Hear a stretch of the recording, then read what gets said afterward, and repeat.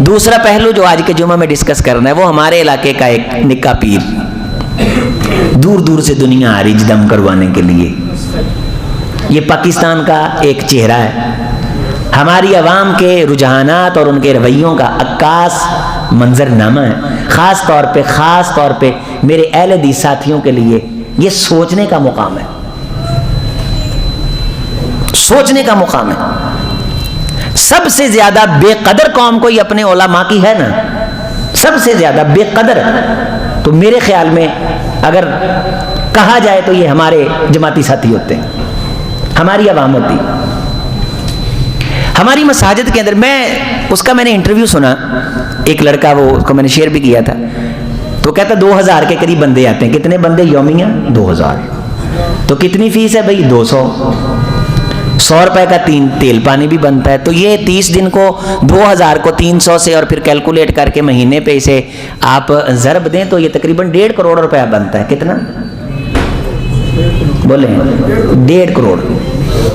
اپاہج ہے، اب نارمل ہے، بچہ ہے، تیری جیبی میں کیا پتہ نہیں، کھایا کیا پتہ نہیں، پیشاب پتہ نہیں، پخانا پتہ نہیں، پاکی پلیدگی طہارت معلوم نہیں. انکم دیکھو، آمدنی دیکھو. اس ایسے معاشرے کے اندر جہاں تحقیق اور ریسرچ کا رجحان ہی نہ ہو، ملانگی پیدا ہوں گے، محققین نے پیدا ہو کے کیا کرنا ہے یہاں بھائی؟ وہ کوئی اور سرسبز زمین ہوتی ہے جہاں دل والوں کی قدر کی جاتی ہے. یہ تو آپ شکر کریں کہ پھر بھی کوئی نہ کوئی اللہ کا کرم ہے کہ مدارس ہیں، الحمدللہ نظام تعلیم ہے، مسجدیں ہیں، ممبر ہے، محراب ہے، انتظامیہ ہے. کوئی نہ کوئی 50 بندوں کے اندر ایک رابطہ کرنے والا، کہنے والا ہے یار آیا کر. انسان اس محبت کے سہارے، وہ جو جنگ عظیم 2 ہوئی تھی اس میں 1 سالار، جب یہ کنفرم ہو گیا کہ اس بارڈر پہ تمام فوجی مر گئے، تم واپس چلو. لیکن سینئر سالار، آپ کو پتا ہونا چاہیے کہ فوج کے نزدیک ایک سولجر، ایک ایتھلیٹ، ایک فوجی کی قدر لاکھ بندے سے زیادہ ہوتی ہے. اس پہ کھپت ہوتی ہے، محنت کی ہوتی ہے، چونکہ اس نے لاکھوں بندوں کو بچانا ہوتا ہے. خبردار اگر اس طرف کوئی گیا تو بس یہاں سے اٹھاؤ اپنا جلی بستر اور توپیں فلاں بارڈر کی طرف. لیکن اس چلتے ہوئے اسلحے میں 1 سالار بارڈر کی طرف گیا جہاں اس کا دوست آخری سانسیں لے رہا تھا.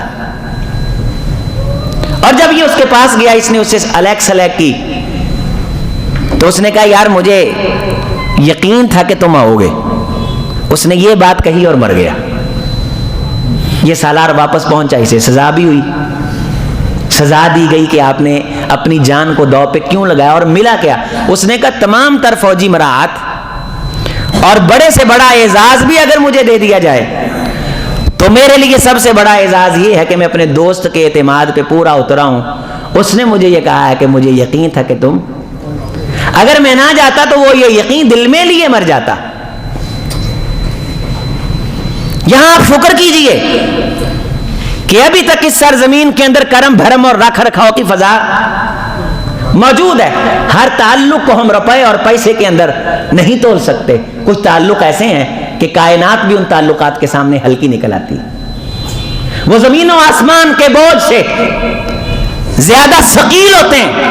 اور یہ میری بات نہیں ہے، یہ اللہ کی بات ہے، یہ اللہ کے رسول کی بات ہے. اسکل الدعوۃ اللہ، اللہ کے دین کی دعوت اور دعوت دین کا تعلق، یہ 2 قسم کے بوجھ ہوتا ہے. ایک اس بندے پہ جو اس سے جان چھڑانا چاہتا ہے، اور ایک وہ جو اس کے ساتھ چلنا چاہتا ہے، اس کے لیے یہ نیکی کا بوجھ بن جاتا ہے.